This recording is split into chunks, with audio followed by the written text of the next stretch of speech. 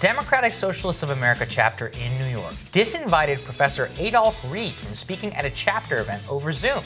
Now, after the Professor Reed was set to discuss how the left's focus on the disproportionate impact of coronavirus on black people undermines multiracial organizing. So the DSA alleged that Reed had downplayed racism, saying that to let him speak would be, quote, reactionary, class reductionist, and at best tone deaf. I wanted to get Michael Powell on. He is the author of a piece that just went up at the New York Times yesterday about Adolph Reed, who's one of my favorite thinkers on the left, and how there was an incident where Reed was supposed to speak to a meeting that was on Zoom, of course, because of the pandemic, co-sponsored by a couple of different branches of the Democratic Socialists of America, the main socialist organization in the United States, and why that became so controversial. Last time I spoke about Adolph Reed, this DSA controversy was still fresh. We didn't have a lot of details. It seemed like multiple people were embarrassed from multiple angles, so everybody was being quiet. But now we kind of have a picture of what the fuck was going on. It's just not being publicized. And because it's not being publicized, Adolph Reed's people are out here spinning narratives and trying to rehabilitate this man's image. And partly what they're doing is they're trying to sell this as an instance of cancel culture. So, I mean, I guess first things first, right? So just basically, since, my hope at least is that there will be people who watch this who aren't like immersed in the subcultural trivia of debates between different kinds of socialists. I think like a good place to start is who is this guy? Like, why is Adolph Reed somebody who would normally be invited to speak at a socialist meeting? Well, that's a great question. I mean, and I should say I've read, Adolph Reed for 30, 40 years. I think it's fair to say one of his longtime takes, has been the importance. He certainly does not say that race doesn't matter. He doesn't go there, but he says that, without an understanding also of class and of the, that a left analysis and a left organizing will ultimately founder without the two of those. But like then this kind of funny position started to pop up around DSA and like other younger leftist groups or whatever, calls it's been satirized by its opponents as both andism, right? That it's like race and class. And say, yeah, okay, well that's great, fine. So what does that mean exactly? So this Michael Powell guy is a writer with the New York Times. And what he just did is just straight bullshit you. And in this case, I mean, he was bringing up around COVID-19 that much of the discourse for some period of time had been on racial disparities. I think foremost probably on, African Americans who, and let's be clear, I mean, were disproportionately getting sick and were disproportionately dying, I think, because of the nature of the work that they were doing, which is very often frontline, and because they live, because many African Americans, certainly poor and working class, I speak it like from Brooklyn where I live, they live in overcrowded conditions. So, what he argued is that, look, if you focus on that, if you focus on those disparities, you're running the danger of falling into old kind of race, race-based ideas of kind of medicine, of biology, of race, and he thought that was a dead end.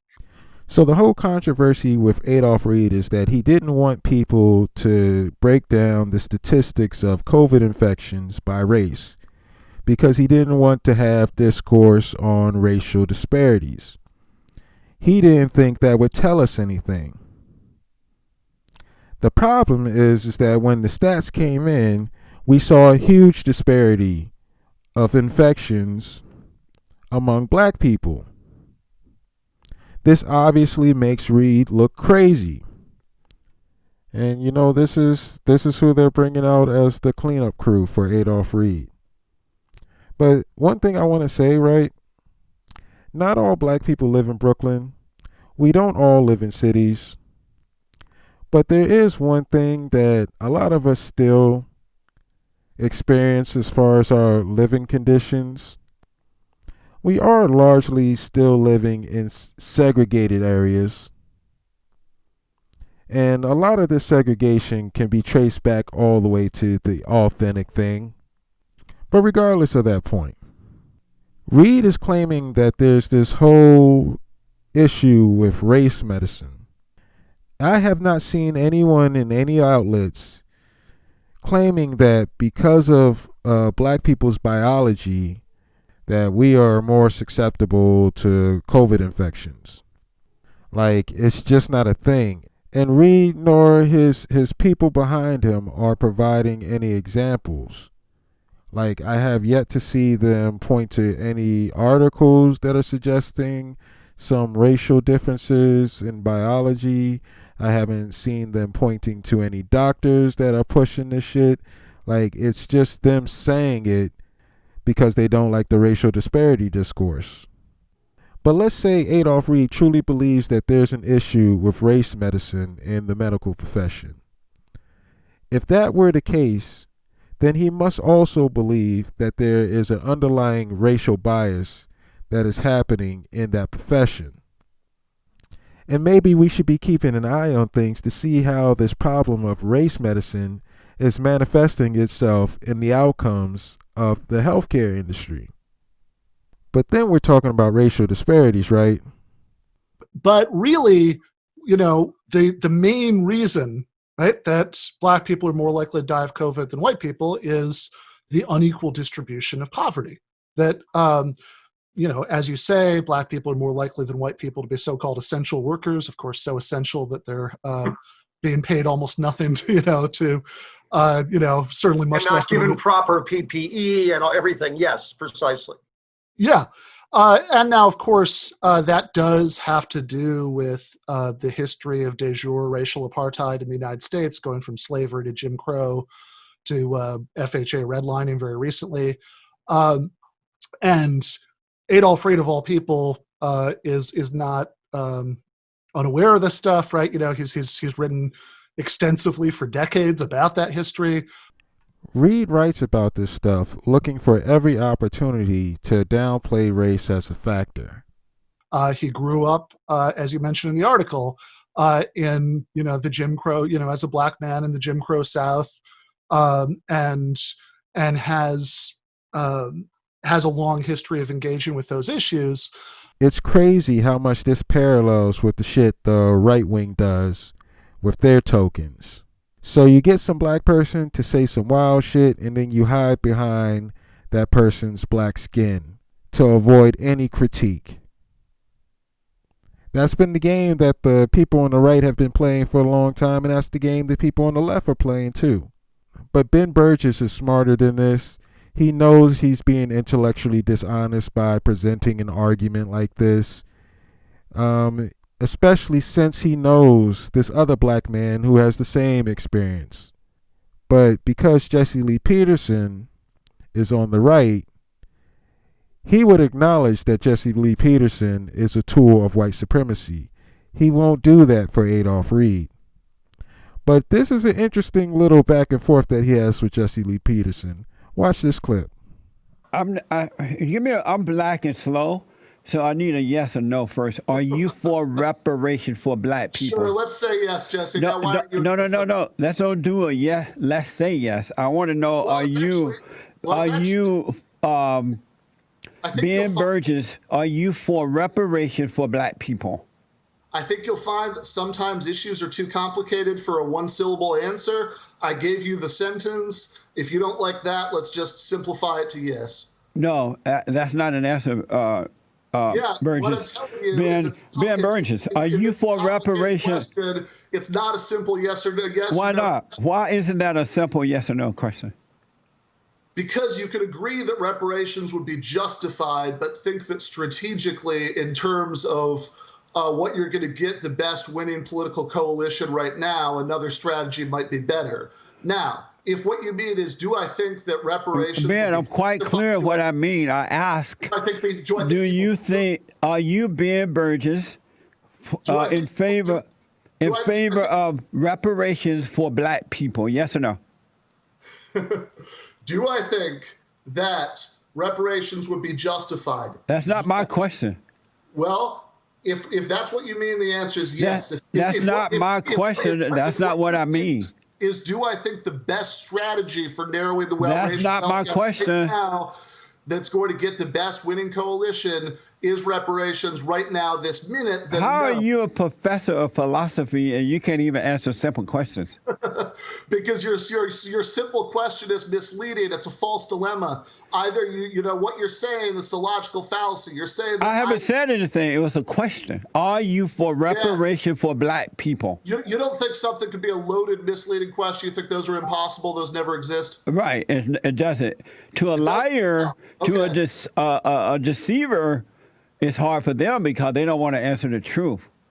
So what's interesting about this, right? So the core of this plan lecture that Adolph was going to give to these two DSA branches was just making this point that we've talked about, right? That hyper focusing on racial disparities and COVID outcomes, leads to us looking in the wrong place, right? They never explain how this is leading us in the wrong direction. They just make these vague claims about how, I guess, a class analysis would tell us more, but they don't really explain how that is actually the case.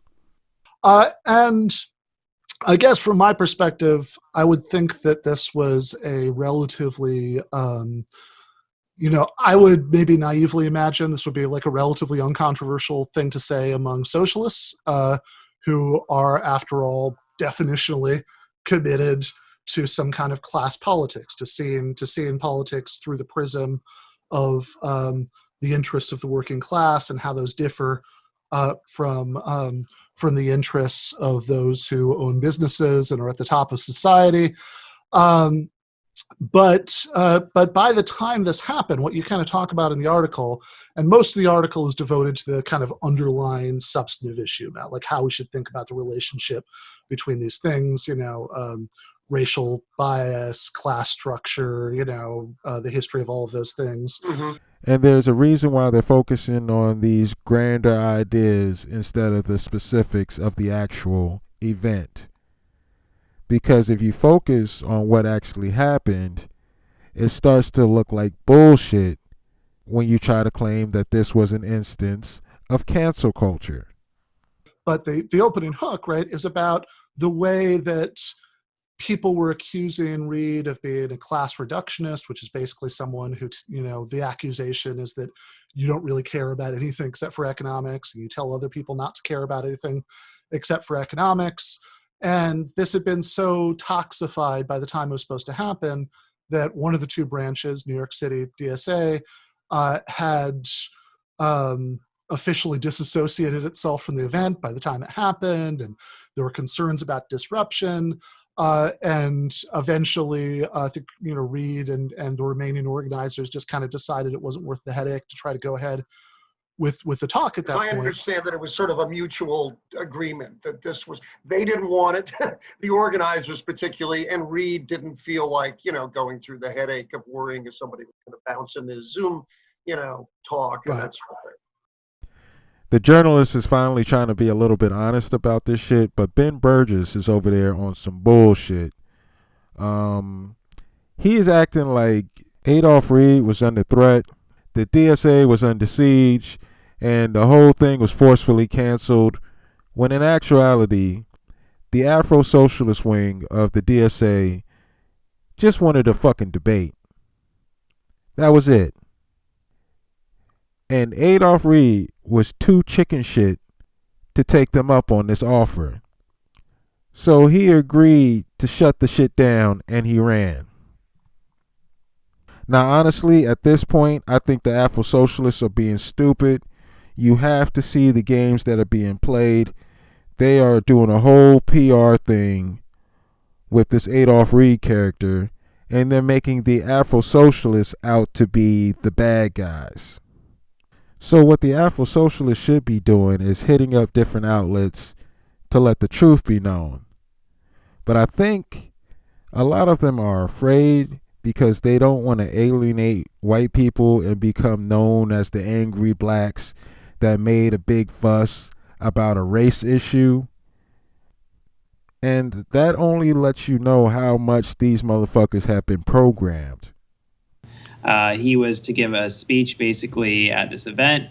And I think really what happened was it wasn't so much that they outright said all of a sudden that he should not attend. They wanted to kind of transform it into a debate at the very last moment. Reed didn't really want that. He had not prepared that. He had prepared sort of a lecture. And it was a great irony, honestly, that a man who has spent his life writing about the very issues that I think the people in this organization care about was kind of essentially kicked out of the event because he didn't at the last moment want to transform it into kind of a debate rather when he came to give a lecture. So now this is crazy. This guy starts off by telling the truth about the actual debate request. But watch how he immediately flips the narrative. Yeah, I mean, I think that, and again, I think we should be careful. Like, I think there are many people in other DSA chapters who would love to hear Adolph Reed Jr. I think this was kind of a one-time event, but at the same time, there is this tendency, I think, among folks that if you don't agree with someone on 20% of things or 10% of things, therefore it's not really useful for you to hear them. It's not really useful to have them in the room with you. I think that tendency, it's particularly strong on the political left sometimes.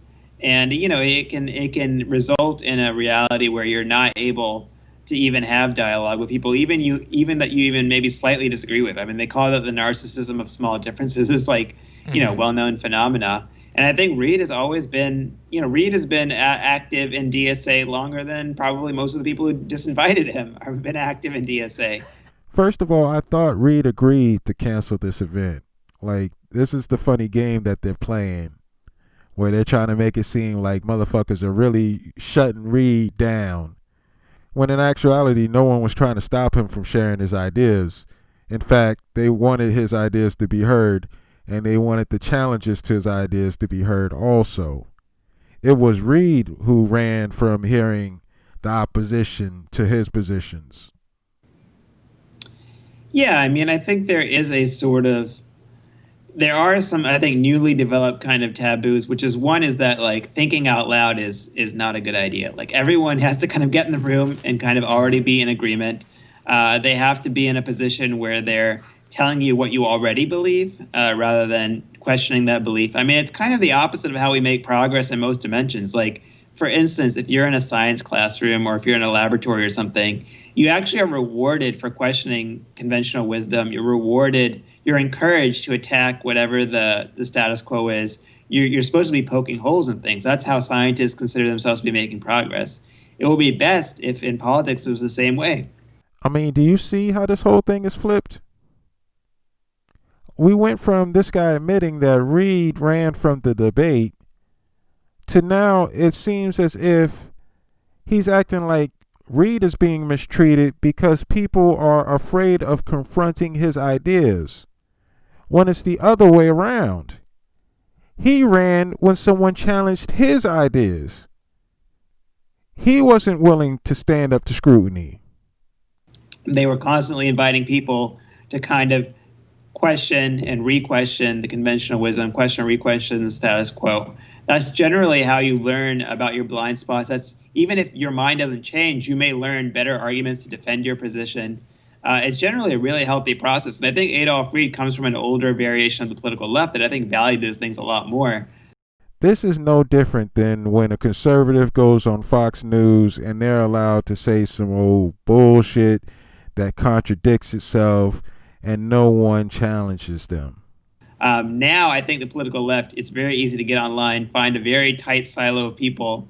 They may represent 5 or 10% of the entire country only, but you can continue to bounce your ideas off against them, test your ideas against that, and ignore the wider society. Adolph Reed is a very, very left-wing guy, but he's always in a room with people he disagrees with, arguing with them. because that's kind of the tradition of the classical tradition of academia, and I think that's what he really values. We are on the other end of this, a situation where Adolph Reed ran from a debate, and the argument is that Adolph Reed just wants to be able to debate his ideas. Motherfucker, we are in the Twilight Zone.